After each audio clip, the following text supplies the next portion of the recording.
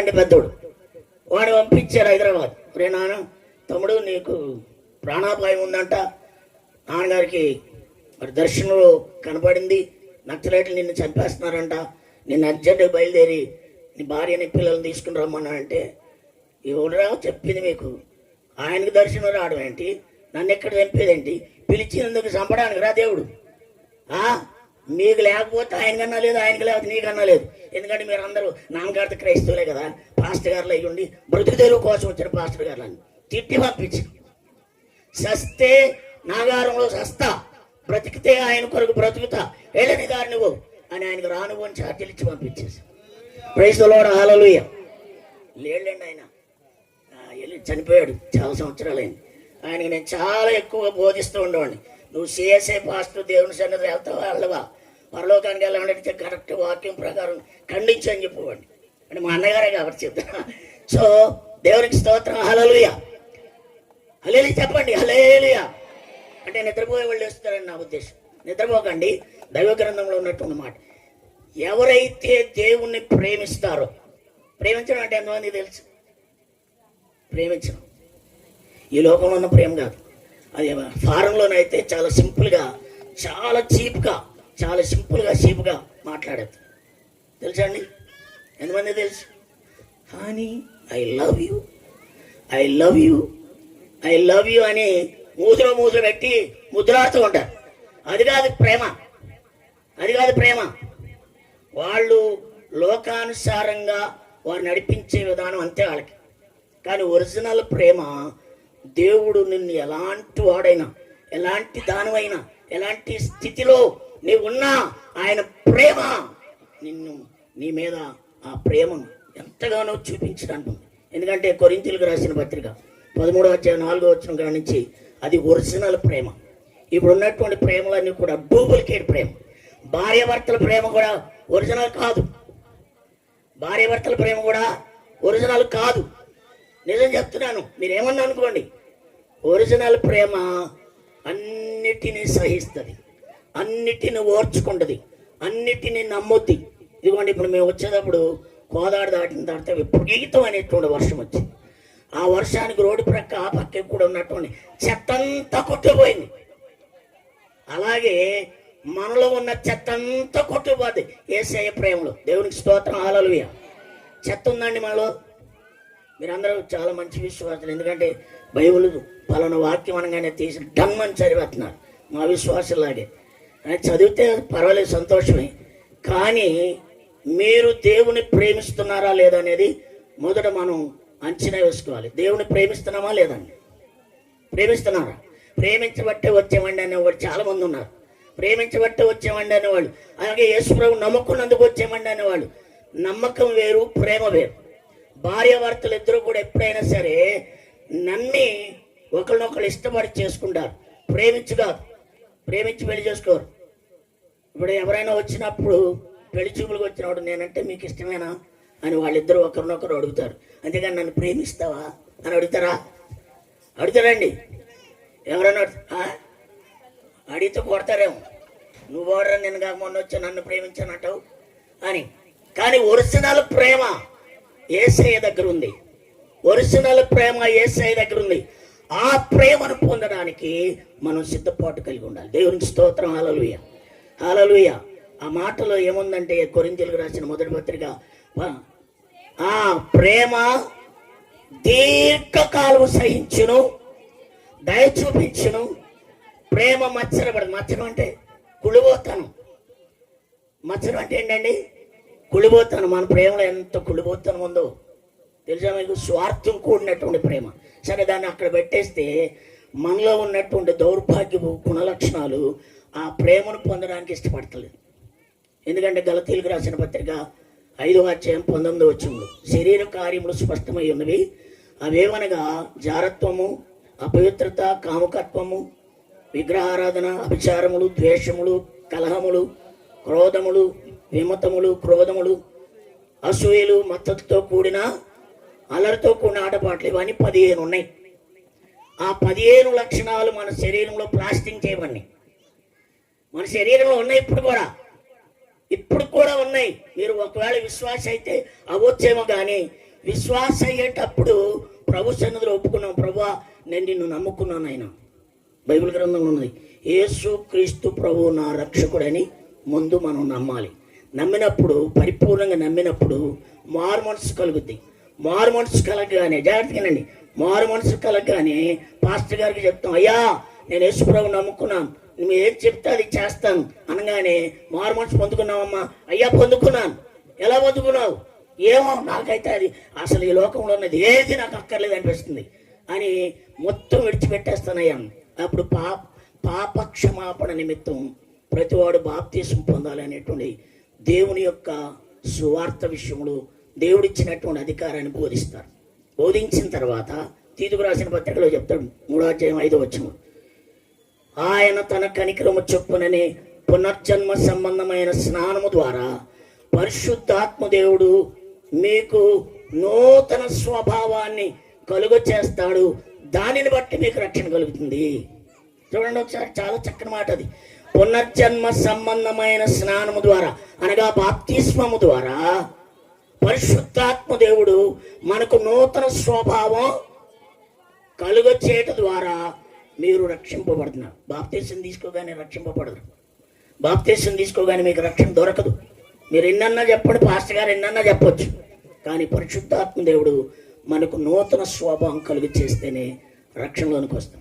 రక్షణలోకి వచ్చిన తర్వాత పరిశుద్ధాత్మ దేవుడు యేసుక్రీస్తు ప్రభు మనల్ని నీతిమంతులుగా తీరుస్తున్నాడు. అక్కడ భాగంలో ఉంది, యేసుక్రీస్తు ప్రభు మనల్ని నీతిమంతులుగా తీర్చిన తర్వాత ఆయన మహోన్నతమైనటువంటి కృప చేత పరిశుద్ధాత్మను మన పైన సమృద్ధిగా కుమ్మరించడం ద్వారా మనము పరిశుద్ధులుగా ముద్ర వేయబడుతున్నాం. దేవునికి స్తోత్రం. హల్లెలూయా, హల్లెలూయా. పరిశుద్ధులుగా ముద్ర వేయబడినటువంటి మాట, 3 మాటలు క్రైస్తవుడికి. మొదటిది మారు మనసు ద్వారా రక్షింపబడ్డానికి ఒకటి, రెండవది నీతిమంతులుగా తీర్చబడ్డం, మూడవది పరిశుద్ధుడిగా ముద్ర వేయటం. ఈ 3 ప్రక్రియలు మనము పరిపూర్ణంగా యేసునందు విశ్వాసం ఉంచి మారు మనసు పొందుకొని ఆయన ప్రేమించడం ద్వారా మనకు జరిగించబడుతుంది. దేవునికి స్తోత్రం. హల్లెలూయా, హల్లెలూయా. ఎవరు చెప్పట్లేదు హల్లెలూయా? నిద్ర వచ్చేవాళ్ళందరూ బట్టి చెప్పండి హల్లెలూయా. అంతమంది నిద్రపోతుంటే మీరు హల్లెలూయా ఎక్కడ చెప్తారు? నేను ముందే చెప్పాను కదా, హల్లెలూయా పాస్టర్ అంటారు నన్ను. కాబట్టి మీరు హల్లెలూయా చెప్పకపోతే నేను మా సంఘంలో మిమ్మల్ని అందరినీ ఎండేస్తాను. ఎండేయడం అంటే తెలుసా? ఇప్పుడు వర్షం వచ్చేటప్పుడు, మేము వచ్చేటప్పుడు పాస్టర్ గారు నేను వచ్చేటప్పుడు ప్రార్థన చేస్తాం, ప్రభు ఎంత వర్షం వస్తుంది, అక్కడ వర్షం లేకుండా చేయ ప్రభు అని. ఇక్కడికి వచ్చినప్పుడు వర్షం వచ్చింది, ఇది ఎందుకు వస్తుంది, లోపల పెట్టారు అప్పుడే బయటే కూర్చోబెట్టవచ్చు కదా, ఆ మాత్రం తడిసిపోతారా అని అనుకున్నా. ఆ పాస్టర్ గారితో అన్నా నేను, సంతోషయ్య గారితో, ఈ మాత్రం వచ్చే వర్షానికి తడిసిపోతారా, లోపల పెట్టారు అనవసరంగా. సో దేవుడు మరలా తిరిగి బయటికి తీసుకొచ్చాడు. దేవునికి స్తోత్రం. హల్లెలూయా. విశ్వాసం ఉండాలండి. విశ్వాసము ద్వారా దేవుడు మనల్ని ఖచ్చితంగా వాడుకుంటాడు. ఆగిపోమంటే ఆగిపోతుంది. మనకు ఆటంకం జరగకూడదు. జరిగితే దేవుడు ఒప్పుకోడు. దేవునికి స్తోత్రం. హల్లెలూయా. 29వ వచనం, 29వ వచనం. నా టైం అయిపోయినట్టుంది, సారీ అయ్య గారు, 5 నిమిషాల్లో ముగిస్తాను. చూడండి, చాలా చక్కగా స్పష్టంగా చెప్తున్నాడు. ఎందుకనగా తన కుమారుడు అనేక సహోదరులలో జ్యేష్ఠుడగునట్లు దేవుడు ఎవరిని ముందుగా ఎరిగెనో వారు తన కుమారుడితో సారూప్యత కలిగి ఉండడానికి. సారూప్యత అనేటువంటి మాట మనం జ్ఞాపకం చేసుకుంటున్నాం. దేవునికి స్తోత్రం. హల్లెలూయా. మనమందరం కూడా మారు మనసు పొంది బాప్తిసం పొంది రక్షింపబడి నీతిమంతులుగా తీర్చబడిన తరువాత ఎవరి స్వరూపంలోకి వెళ్ళాలి? దేవుని స్వరూపంలోనికి వెళ్ళాలి. ముందు మనం ఎలా ఏ రూపంలో వచ్చాం? మొట్టమొదట మనం ఏ రూపంలో వచ్చాం? ఆదికాండం 1వ అధ్యాయం 20వ వచనంలో ఉంటే ఆ మాట చెప్తాడు, దేవుడు మన స్వరూపమందు మన పోలిక చొప్పున నరులను చేయదము. ఎవరి స్వరూపము, ఎవరి పోలిక? అది ఉందా మన దగ్గర? ఉందండి? లేదు. కారణం ఏంటంటే ఆదాము అవ్వలు అనగా మన పితరులు, వాళ్ళు దేవుడు చెప్పిన మాట వెనక వాళ్ళ సొంత ఆలోచన. ఎందుకంటే ఎక్కువగా స్త్రీలు చెప్పుడు మాటలు వింటారు కదా, స్త్రీలు ఎక్కువగా చెప్పుడు, మళ్ళీ నన్ను తిట్టబాకండి, నిజమే చెప్తున్నాను. చెప్పుడు మాటలు విని వాళ్ళ జీవితానికి అప్పుడప్పుడు శ్రమలతో కొని తెచ్చుకుంటారు. అలా కాకుండా ఉండాలి. ఎందుకంటే అవ్వమ్మ కూడా అదే పని చేసింది. చెప్పుడు మాటలని, దేవుడు చెప్పిన మాట వినకుండా ఇతరులు చెప్పిన మాట విని తినొద్దు అనే పండు తిని చేయొద్దు అనే పని చేసి వాళ్ళు పాపమును కొని తెచ్చుకున్నారు. ఎంత భయంకరమైన విషయం! పాపమును ఉచితంగా కొని తెచ్చుకున్నారు చెప్పుడు మాటలు విని. అందుచేత అక్కడ వాళ్ళు దేవుని స్వరూపాన్ని, దేవుని పోలికని పోగొట్టుకున్నారు. ఆ తర్వాత ఆ యొక్క ఆదాము హవ్వల యొక్క సంతానం అంతటిని కూడా నాశనం చేశాడు. అంతటిని ఒక్కడనే ఉంచాడు. వాళ్ళల్లో నోవహు అనేటువంటి నీతిమంతుని, యథార్థపరుడైనటువంటి అతని ద్వారా అతని కుటుంబాన్ని రక్షించాడు. ఇప్పుడు చెప్పండి, మనం ఎవరి కుమారులం? అవి మళ్ళీ దేవుని కుమారులు అంటారు. ఇప్పుడు నేను చెప్పుకొచ్చిందంత వృధానా? ఎవరి కుమారులం? మొదట ఎవరు? ఆదాము హవ్వలు కదండి. ఆదాము హవ్వలు ఎవరి స్వరూపంలో ఉన్నారు? దేవుని స్వరూపంలో, దేవుని పోలికలు కలిగి ఉన్నారు. కానీ వాళ్ళు పాపం చేసి, పాపం అంటే ఆజ్ఞాతిక్రమమే పాపం. ఆజ్ఞను అతిక్రమించారు, పాపం చేశారు. పాపం ద్వారా బయటకు ఏడవబడ్డారు, తోటలో నుంచి బయటకు తోలివేయబడ్డారు. వాళ్ళ రూపం దౌర్భాగ్యపు రూపం అయింది, సాతాను రూపం అయింది, పాపపు రూపం అయింది. ఆ రూపంలో ఉండి వాళ్ళని ఇద్దరిని దేవుడు కొద్దిమందిని దీవించాడు, కొద్దిమందిని శపించాడు. వాళ్ళిద్దరిలో ఆ శాపం ద్వారా కొంతమందిని రాక్షసులు కన్నారు. ఆ కాలంలో ఎవరిని కన్నారండి? రాక్షసులు అంటే వాళ్ళకి మళ్ళీ మీరు ఊహించుకోకండి. వాళ్ళకి 2 కొమ్ములు ఉంటాయి, నల్లగుంటారు, నాకంటే నల్లగుంటారు, వాళ్ళకి ఇంకా ఎగస్ట్రాల చేతులు ఉంటాయి. వాళ్ళు కదా రాక్షసులు అని అనుకుంటారేమో. అది కాదు రాక్షసత్వం. భయంకరమైనటువంటి మన గుణము అనేటువంటి రాక్షసత్వం కలిగి ఆ యొక్క ఆదాము హవ్వల పిల్లలందరినీ కూడా నాశనం చేయడానికి సిద్ధపడినప్పుడు నోవహు ఒక్కడే నీతిమంతుడిగా కనపడ్డాడు. ఇప్పుడు చెప్పండి, మనం ఎవరి పిల్లలం? ఎవరు చెప్పట్లే. డౌట్ వచ్చిందా? మళ్ళీ ఏమంటాడు పాస్టర్ గారని. మనం ఎవరి పిల్లలం? సాతాను పిల్లమా, దేవుని పిల్లమా? పోనీ చెప్పండి. దేవుని పిల్లలు ఎలా అవుతారండి? నిన్న మొన్న యేసుప్రభువు నమ్ముకుని, నిన్న మొన్న కదా యేసుప్రభువు నమ్ముకుంది, అంతకుముందు యేసుప్రభు మీకు తెలుసా? కాకపోతే ఈ పల్లెటూరుల్లో, ఈ విలేజ్లో ఉన్నటువంటి మన జాతి వరకు నమ్ముకుందాం, లేకపోతే లేదు. వాళ్ళు వెళ్తున్నారు కదా, మనం వెళ్ళకపోతే ఏమైందిరా అని మగపిల్లలందరూ పనులు పోతారు. ఆడపిల్లలు ఎక్కువ. సో ఎక్కడైనా కానీ మీరు చూడండి, ఎక్కడైనా ఏ మీటింగ్లోనైనా ఆడపిల్లలు ఎక్కువ ఉంటారు, మగపిల్లలు ఎవరు ఉండరు. ఎందుకని చెప్పండి? ఎందుకనండి? రిమోట్ మీరు చేతిలో తీసుకున్నారు కదా. రిమోట్ మీ చేతిలో ఉందా? మీ శ్రీవారి చేతిలో ఉందా? నిజం చెప్పండి, రిమోట్ ఎవరి చేతిలో ఉంది? కాబట్టి మీకు ఆ ధైర్యం. నేను ఏ మీటింగ్ వెళ్ళినా అడగడానికి లేదు, వచ్చిన తర్వాత చెప్తే నీ సంగతి అనేటువంటి పరిస్థితి. కానీ ఏ మీటింగ్ అయినా, అన్యుల మీటింగ్ అయినా, లేకపోతే క్రైస్తవ మీటింగ్లు అయినా, లేకపోతే ఎక్కడైనా ధర్నా చేయాలనుకున్నా ఎక్కువ లేడీసే ఉంటారు. ఎందుకని? పాపం వాళ్ళే కదా లోకంలో పాపం తెచ్చిపెట్టింది. అవును కదండి? అవునా కాదా? మీరు ఒప్పుకోరేమో. నేనెట్లండి అని అంటారేమో. మీరే ఖచ్చితంగా చెప్పగలుగుతాం. మీరే లోకంలోనికి పాపం తెచ్చారంటే సాతాను మాటని మీరే తెచ్చారు. కాబట్టి మీరే ఎక్కువగా యేసయ్య దగ్గరకు వస్తున్నారు. దేవుని స్తోత్రం. హల్లెలూయా, హల్లెలూయా. మిగిలిన వాళ్ళు మొరటోళ్ళు. మిగిలిన వాళ్ళందరూ కూడా ఏమనుకోకండి అయ్యారు, మొరటోడు అనగానే మరి కొంచెం కష్టమైంది కదా. మిగిలిన పురుషులందరూ కూడా మొరటోళ్ళు. మా అన్న కూడా మొరటోడే, నాకంటే మొరటోడే. చాలా ఘోరం. సరే చూడండి, పురుషులందరూ కూడా మొరటోళ్ళే. వాళ్ళు కాయా కష్టం చేసి, పోరా నాకు టైం లేదు, వెళ్ళరా నువ్వు వెళ్ళి, నువ్వు ప్రార్థనకి, అదే నా గురించి కూడా చేయరా అన్నట్టుగా వెళ్తారు. సో ఇక్కడ దేవుని వాక్యం చెప్తుంది, దేవుని సంకల్పం చొప్పున ఆయన పిలిచిన వారిని సంపూర్ణంగా ఆశీర్వదించడానికి దేవుని చిత్తమై ఉన్నది. దేవునికి స్తోత్రం. హల్లెలూయా, హల్లెలూయా. ఎవరిని ముందుగా ఎరిగానో వారిని పిలిచాడు. అందుకని సామెలయ్య గారిని దేవుడు ముందు ఎరిగి ఉన్నాడు. ఆయన పిలిచాడు, పరిశుద్ధాత్మ చేత నింపబడ్డాడు, దేవుని సన్నిధిలో ట్రైన్ అప్ చేయబడ్డాడు, ఆ తర్వాత అభిషేకించబడ్డాడు. దేవునికి స్తోత్రం. హల్లెలూయా. ఆయనకి తిరుగులేదు ఇప్పుడు. దేవునికి స్తోత్రం. హల్లెలూయా, హల్లెలూయా, హల్లెలూయా. చూడండి, అయితే నేను ఎందుకు చెప్తున్నా ఈ మాట అంటే, ఆయన్ని దేవుడు సంపూర్ణంగా స్వస్థపరిచాడు. ఒక మాట చెప్తాను. నిర్గమకాండం 15 అధ్యాయం 26 వచనం. మీరు ఆ మాట చాలా స్పష్టంగా, యెహోవా మాట శ్రద్ధగా విని ఎడల, ఆ దేవుడైన యెహోవా మాట శ్రద్ధగా విని. శ్రద్ధగా అంటే ఏంటండి? కొంతమంది ఇంకా ఈ శ్రవణ యంత్రం ద్వారా ఇళ్లలో ఉండి కూడా వింటున్నారు. శ్రద్ధగా అంటే ఏంటి? ఏకాగ్రత కలిగి, శ్రద్ధ కలిగి దేవుని సన్నిధిలో ఆయనకు అనుకూలముగా మనం మార్చబడి విని దాన్ని అవలంబిస్తే ఆయన చెప్తున్నాడు, ఐగుప్తు దేశంలో ఉన్న రోగాలు ఏవి కూడా మీకు రానివ్వను. దేవునికి స్తోత్రం. హల్లెలూయా, హల్లెలూయా. నేను అదే వాక్యం మీద ఉంటాను. రెండోది, లాస్ట్న యేసు ప్రభు వచ్చి వెళ్ళిపోయిన తర్వాత పేతురు రాశాడు మాట, చాలా చక్కని మాట. దానికి బదులు ముందు వాగ్దానం ఉంది. ఏమిటా వాగ్దానం అంటే, అతడు పొందిన దెబ్బల చేత మీరు స్వస్థత కలిగి ఉంటున్నారు, స్వస్థత పొందుతున్నారు అని.